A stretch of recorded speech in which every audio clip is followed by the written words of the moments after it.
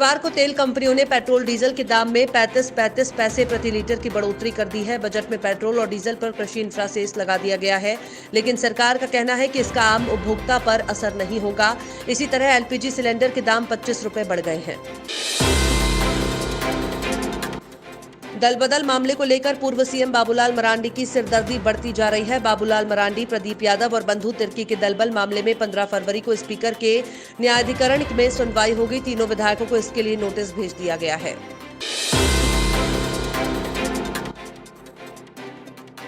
कृषि कानून के मसले पर किसानों का आंदोलन जारी है और इसको लेकर विदेशी सेलिब्रिटीज ने ट्वीट किया है। पॉप स्टार रिहाना से लेकर एक्टिविस्ट ग्रेटा थनबर्ग तक ने इस पर बयान दिया, तो भारत की ओर से बॉलीवुड सेलिब्रिटीज भी मैदान में उतरे।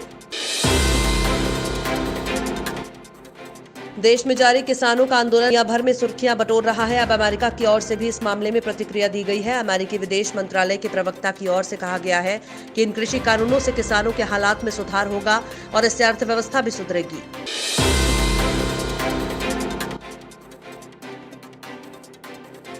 सुप्रीम कोर्ट के फैसले के बाद उत्तर प्रदेश सरकार ने अयोध्या के धन्नीपुर गांव में मस्जिद के लिए जमीन आवंटित की, लेकिन अब इसी जमीन के आवंटन के विरुद्ध इलाहाबाद हाईकोर्ट की लखनऊ बेंच में एक याचिका दायर की गई है।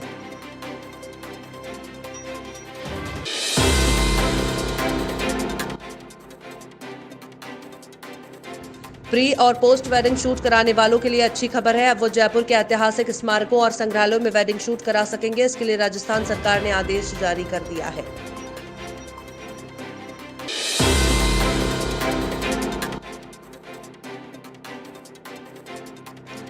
राजस्थान में मंत्रिमंडल विस्तार अभी नहीं होगा। कांग्रेस महासचिव अजय माकन ने बुधवार को राज्य मंत्रिमंडल के विस्तार से इनकार कर दिया है, लेकिन कहा है कि अगले 15 दिनों में करीब 30,000 जिला स्तरीय राजनीतिक नियुक्तियां की जाएंगी।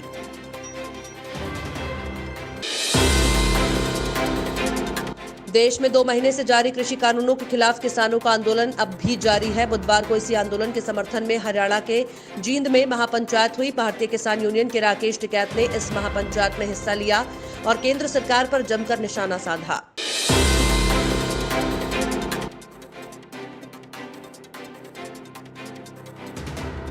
पंजाब के मुख्यमंत्री कैप्टन अमरिंदर सिंह ने किसानों के मुद्दे पर मंगलवार को सर्वदलीय बैठक बुलाई, जिसमें किसान आंदोलन का नेतृत्व कर रहे राकेश टिकैत की सराहना की गई। इस बैठक में एक रेजोल्यूशन भी पारित किया गया।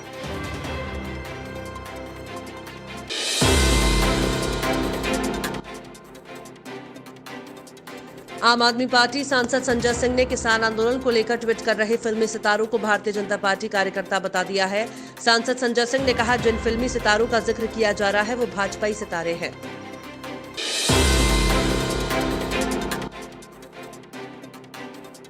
महाराष्ट्र के एक अहम घटनाक्रम के तहत स्पीकर नाना पटोले ने राज्य सरकार को बैलेट पेपर पर स्थानीय निकाय और विधानसभा चुनाव कराने को लेकर कानून बनाने का निर्देश दिया है।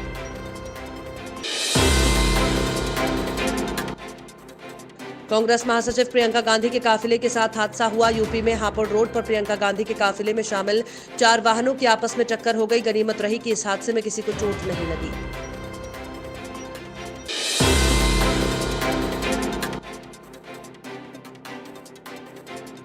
कोरोना संक्रमण के मामलों में कमी को देखते हुए शिक्षा मंत्रालय ने जवाहर नवोदय विद्यालय खोलने की अनुमति दे दी है। मंत्रालय की ओर से जारी गाइडलाइन के मुताबिक 10वीं और 12वीं की कक्षाएं चला सकते हैं, लेकिन इसके लिए संबंधित राज्य सरकार की अनुमति बहुत जरूरी है।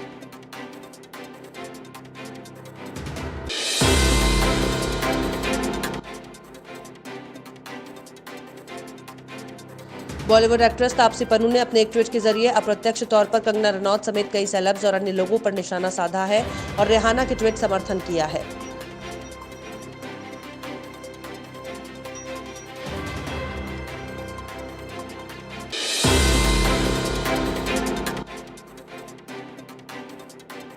टीम इंडिया और इंग्लैंड के बीच 5 फरवरी से चेन्नई के चेपक स्टेडियम में 4 टेस्ट मैचों की सीरीज का पहला मुकाबला खेला जाएगा।